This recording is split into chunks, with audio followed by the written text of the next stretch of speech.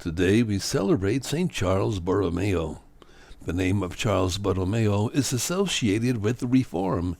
He lived during the time of the Protestant Reformation and had a hand in the reform of the whole Church during the final years of the Council of Trent. Although he belonged to the Milanese nobility and was related to the powerful Medici family, Charles desired to devote himself to the Church. In 1559, when his uncle Cardinal de' Medici was elected Pope Pius IV, he made Charles Cardinal Deacon and Administrator of the Archdiocese of Milan. At the time, Charles was still a layman and a young student. Because of his intellectual qualities, Charles was entrusted with several important offices connected with the Vatican and later appointed Secretary of State with responsibility for the Papal States. The untimely death of his elder brother brought Charles to a definite decision to be ordained a priest, despite his relatives' insistence that he marry. Soon after being ordained a priest at age 25, Borromeo was consecrated Bishop of Milan. Working behind the scenes, St. Charles, deserves the credit for keeping the Council of Trent in session when at several points it was on the verge of breaking up. Borromeo encouraged the Pope to renew the council in 1562, after it had been suspended for 10 years. He took upon himself the task of the entire correspondence during the final phase.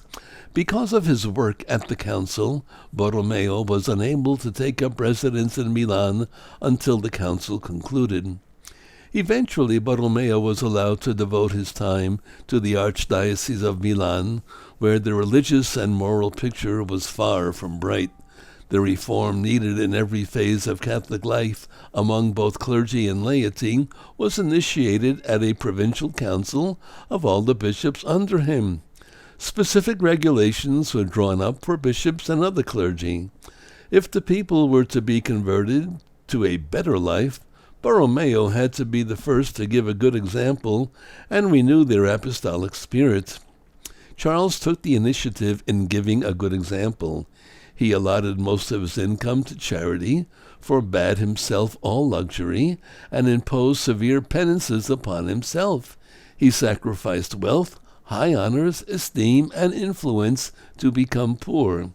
During the plague and famine of 1575, Borromeo tried to feed 60,000 to 70,000 people daily. To do this, he borrowed large sums of money that required years to repay. Whereas the civil authorities fled at the height of the plague, he stayed in the city, where he ministered to the sick and the dying, helping those in want. Work and the heavy burdens of his high office began to affect Archbishop Borromeo's health, leading to his death at the age of 46. St. Charles Borromeo.